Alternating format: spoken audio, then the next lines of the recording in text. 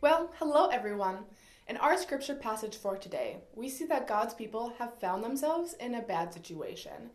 God's people had been disobeying God for a very long time, and as a result, they now must face the consequences. First, they now must live far from their homes in a place where they don't want to live.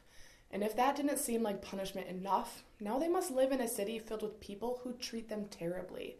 God's people feel mad and sad because a lot of bad things have happened to them, and now they find themselves trapped and surrounded by their enemies.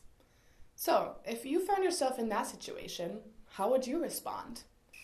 Would you try to escape and get out so that you could go back home? Would you try to fight your enemies there and take back what they stole from you?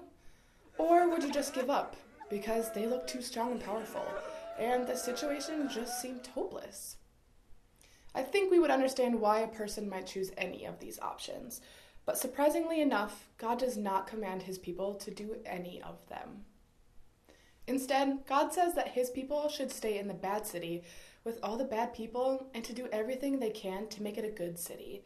God says that they should bless the city and do things for it and the people living in it, even though they've done nothing but mean and terrible things to them.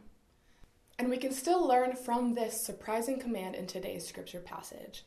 We too will face days when we feel stuck in a bad situation, with no way out. We might feel like we are in a bad place, surrounded by bad people, just like God's people were back then. For example, some kids may not like the school they go to because they feel like everyone there is mean to them. And unfortunately, they don't have any opportunity to go to a new school.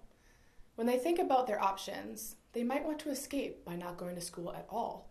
Or they might just want to fight with people that are mean to them. Or maybe they just want to give up, not try, and hope no one notices them. They just want to blend in. Whether we find ourselves at school, at work, or at home, God calls us to something different. God calls us to take the bad place or bad situation and transform it with his help.